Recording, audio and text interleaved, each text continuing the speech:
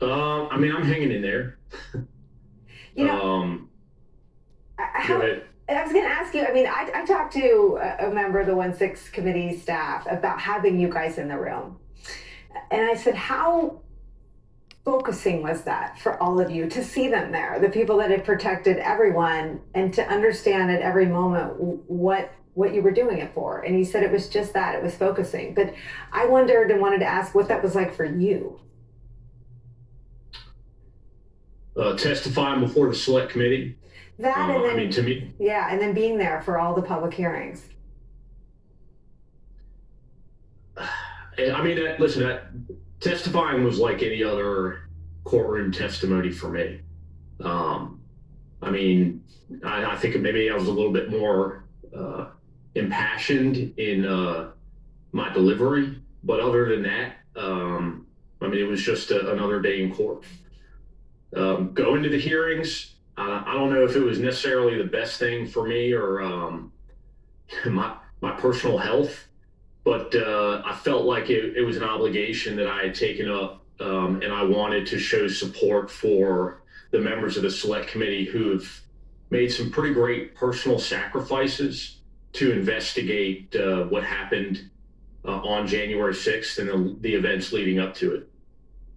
Is it surreal? You know, that I played that testimony from you a few times because enduring what you endured physically and psychologically in the moments of the attack feels like the first injury. The second is the denial on the part of the Republicans, the refusal to award medals to the men and women of law enforcement who protected everyone who worked in the Capitol. Can you take us back to the moment when you realized that this attack wasn't going to break the fever, that the right was not going to acknowledge the reality of 1/6? I think for me, it was, and I forget the day exactly, but it was when Andrew Clyde, the congressman, testified that January 6th was just another torch day. I mean, I remember that testimony vividly, and I remember the phone calls that I received from dozens of other police officers that were there at the Capitol on January 6th and how outraged they were. So that was the moment for me that I realized this is not going to be an off ramp for Republicans to, get rid of Donald Trump once and for all. That they're going to double down, and it's going to be a long, brutal fight.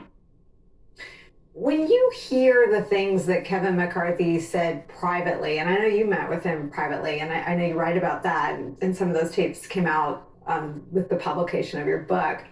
When you hear him able to acknowledge the reality that you lived and we saw with our own eyes privately, what do you make of what he's done publicly, which is to elevate the insurrectionists, to kowtow to Marjorie Taylor Greene, to do nothing to Mr. Clyde and others who are whitewashing January 6th to this day?